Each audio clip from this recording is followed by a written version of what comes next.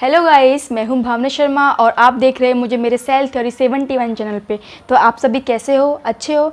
तो आज हम बात कर लेते हैं आपके हार्ट डिसीज़ के बारे में। हार्ट डिसीज़ कौन कौन सी होती हैं?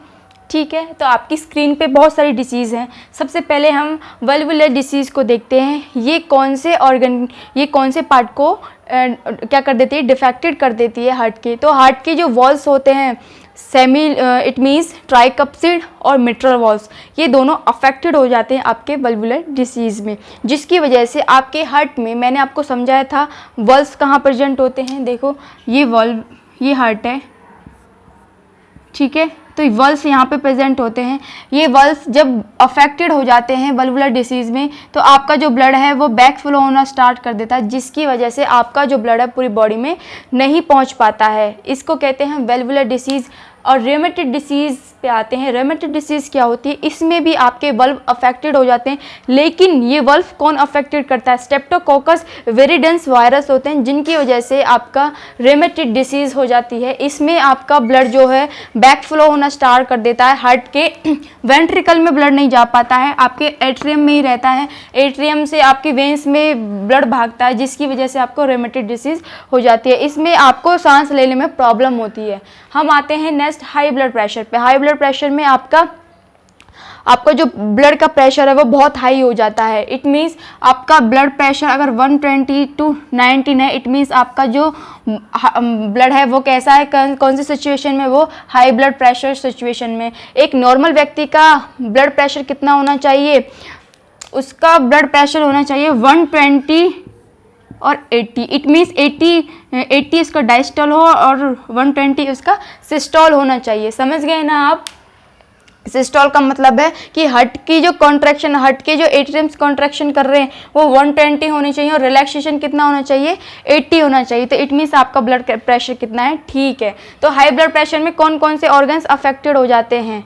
तो आपका जो ब्रेन और किडनी होती हैं, ब्रेन यहाँ होता है, किडनी आपके बैक पीछे होती हैं, कमर के बिल्कुल पीछे आपकी किडनी प्रेजेंट होती हैं, वो अफेक्टेड हो जाती हैं। इसी की वजह से आपका ब्रेन हाई ब्लड प्रेशर में काम नहीं करता। आपने देखा होगा जिनको हाई ब्लड प्रेशर रहता है वो अच्छे से ढंग से बात नहीं करते और चिल्ला चिल्ला के बात करते, क्योंकि उनका जो ब्लड है वो कैसा हो जाता है, उसका प्रेशर हाई हो जाता है। और नेक्स्ट हम कोरोनरी आर्टरी डिसीज़ की देखते हैं।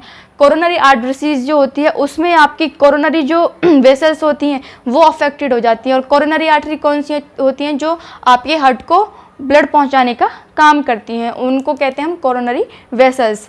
तो वो अफेक्टेड हो जाती हैं, जिसकी वजह से उनमें क्या क्या वो हो जाता है? फैट स्टोर हो जाता है, कैल्शियम आयन स्टोर हो जाते हैं और कोलेस्ट्रॉल स्टोर हो जाता है और आपके फाइब्रस टिश्यू स्टोर हो जाते हैं।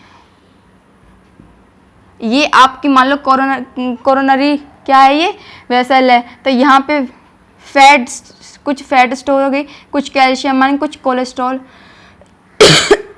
तो अब ये बताओ, इसमें से कहीं जगह है तो आपका जो ब्लड प्रेशर होगा, ब्लड अब इसमें से कैसे फ्लो करेगा? स्लो फ्लो नहीं करेगा, जिसकी वजह से आपकी बॉडी में बहुत ही जो ब्लड सर्कुलेशन है वो स्लो हो जाता है। इसी को ही कहते हैं हम कोरोनरी आर्टरी डिसीज़। इसको हम एथेरोस्क्लेरोसिस डिसीज़ भी इसका दूसरा नाम है, कोरोनरी आर्टरी डिसीज़ का। नेक्स्ट बात करते हैं angina disease, very important. Angina disease ऐसा लगता है कि आपको हार्ट अटैकिंग आ गई, लेकिन वो हार्ट अटैकिंग नहीं होती, वो एंजिना डिसीज़ होती है। याद कर लेना, मैंने आपको बता दिया है। एंजिना डिसीज़ में क्या होता है? आपका चेस्ट पेन होने लग जाता है। किसकी वजह से? क्योंकि आपकी बॉडी में कई बार ऐसा होता है कि आप ऑक्सीजन को कम लेते हो, ठीक है। जब आप ज़्यादा वर्किंग कर रहे हो तो आप ऑक्सीजन पे ध्यान नहीं देते लेने में, जिसकी वजह से आप बंद कमरे में रहते हो, तो वहाँ पे एंजिना डिसीज़ होने के चांस ज़्यादातर रहते हैं। जो बंद घर में रहते हैं उनको एंजिना डिसीज़ ज़्यादातर रहती है, क्योंकि वो सांस ढंग से नहीं लेते, ऑक्सीजन की कमी होती है, जिसकी वजह से उनको चेस्ट पेन थोड़े, आई थिंक मेरे हिसाब से उसको 1 मिनट या आधी मिनट के लिए ये चेस्ट पेन होता, फिर बंद हो जाता। तो इसी को हम एंजिना डिसीज़ कहते हैं। अगर पेरिकार्डिटिस डिसीज़ क्या होती है, इस डिसीज़ में देखते हैं। इसमें होता है कि आपकी जो पेरिकार्डियम लेयर होती है, देखो ये हार्ट है, हार्ट डबल मेम्ब्रेन से कवर्ड होता है, और ये डबल मेम्ब्रेन कौन सी होती है? इसी को कहते हैं हम पेरिकार्डियम पेरिकार्डियम लेयर बोलते हैं इसको, ठीक है। और ये पेरिकार्डियम जो लेयर होती है ये अफेक्टेड हो जाती है, बैक्टीरिया इसको अफेक्टेड कर देते हैं, जिसकी वजह से आपका जो हार्ट का साइज़ है वो कैसा हो जाता है, बड़ा हो जाता है। और हार्ट का साइज़ बड़े होने से क्या होता है, इसमें जो मसल्स हैं वो अच्छे से कॉन्ट्रैक्शन नहीं कर पाती, इसीलिए आपका हार्ट इसमें काम नहीं कर पाता। देन हम देख लेते हैं हार्ट फेलर को। हार्ट फेलर कैसे होता है, इस हार्ट फेलर में आपकी जो लंग्स हैं, लंग्स कंजेस्टेड हो जाते हैं, जिसकी वजह से आपका जो हार्ट है, हार्ट की जो मसल्स होती हैं वो अच्छे से पंप नहीं कर पाती हैं ब्लड को, ठीक है। हार्ट फेलर हार्ट अटैक में डिफरेंस होता है, ठीक है। हार्ट अटैक में मसल्स काम नहीं करती और हार्ट फेलर में जो ब्लड है वो हार्ट पंप नहीं कर पाता, तो ये डिफरेंस था। वेंट्रिकुलर फाइब्रिलेशन ये कौन सी डिसीज़ है, इस डिसीज़ में जो आपके वेंट्रिकल्स होते हैं, देखो 2 ऊपर वाले चैम्बर्स कौन से थे, मैंने बताया था एट्रियम थे हार्ट के, और नीचे वाले कौन से थे, वेंट्रिकल्स थे। तो वेंट्रिकल्स इसमें अफेक्टेड हो जाते हैं, जिनकी वजह से इस कंडीशन में वेंट्रिकुलर फाइब्रिलेशन डिसीज़ में जो वेंट्रिकल्स होते हैं वो अलग अलग समय पे कॉन्ट्रैक्शन होते हैं, जबकि इनको एक ही समय पे कॉन्ट्रैक्शन होना चाहिए। हमारी नॉर्मल लाइफ में आपको मैंने बताया था कि वेंट्रिकल्स एक ही समय पे कॉन्ट्रैक्ट होते हैं और रिलैक्स होते हैं, ऐसे ही एट्रियम एक ही समय पे कॉन्ट्रैक्ट होते हैं, रिलैक्स होते हैं। लेकिन इस कंडीशन में वेंट्रिकुलर फाइब्रिलेशन में क्या है कि जो आपके एट्रियम है, एट्रियम और आपके एट्रियम नहीं, वेंट्रिकल जो अलग समय पे क्या होंगे, अलग अलग समय पे कॉन्ट्रैक्शन करते हैं, और अगर जिसकी वजह से आपका जो ब्लड है वो ऊपर मेन आर्टरी और पल्मोनरी आर्टरी में पहुंच नहीं पाता है। देन हम देखेंगे कि हार्ट ब्लॉक क्या होता है। हार्ट ब्लॉकिंग में आपका जो हार्ट है वो ब्लॉक हो जाता है, किसकी वजह से, आपकी जो मसल्स होती हैं, आपके जो वॉल्व्स होते हैं वो अच्छे से फंक्शन नहीं करते हैं, जिसकी वजह से आपका जो ब्लड है वो सर्कुलेट नहीं हो पाता है पूरी बॉडी में। और आपके जो बंडल ऑफ हिज होते हैं, इसमें मेन रोल प्ले जो करते हैं हार्ट ब्लॉक में, वो आपके बंडल ऑफ हिज करते हैं। ऐसे नोड जो होती हैं वो अच्छे से फंक्शन नहीं करती, याद कर लें, point to be noted in your mind.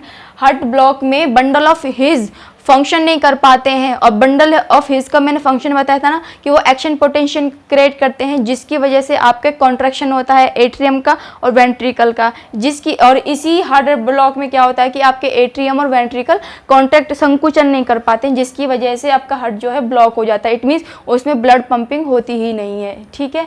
तो इस कंडीशन में व्यक्ति डेड होने के चांस होते हैं, मर भी जाता है इस कंडीशन में।